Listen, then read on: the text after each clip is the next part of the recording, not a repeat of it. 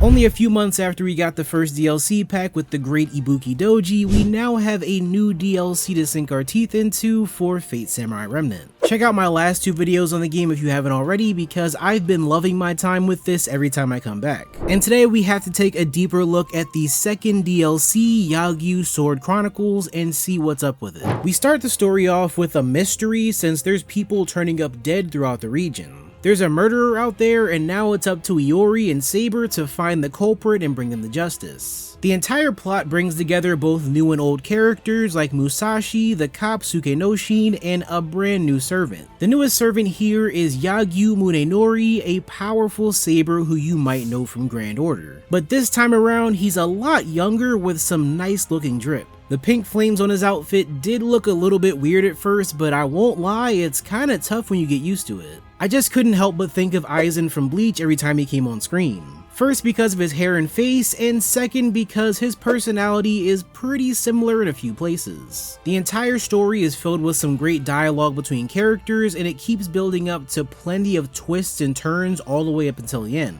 And I really appreciated it because it felt like a solid story with some good character development. This time around, the combat is much more like what you'd expect from the main game. Iori gets a new skill tree from the beginning, but it doesn't add a whole lot of new abilities. Most of what you unlock are some buffs to skills that you already have, so you do get a better edge in fights if you need it. There's a decent amount of fights that go through against hordes of monsters and humans. One thing I gotta love is that this is not as repetitive as the last DLC was. The story this time around is much more linear and it builds up on one single plot. So if you're really invested in the mystery of the killings taking place, you'll sink into everything taking place during those 4 hours of gameplay. And I won't spoil too much about the ending, but they really did have some interesting ideas and character designs for some of these enemies. Because one guy in particular made me want to recruit him as a servant just because he looked that cool. But either way, I gotta say that this entire DLC was a fun time. With only one DLC left in this season pass, I'm hyped to see what they end up doing with it. Seeing how different this one was from the first, it will be cool to see the third DLC also be something unique.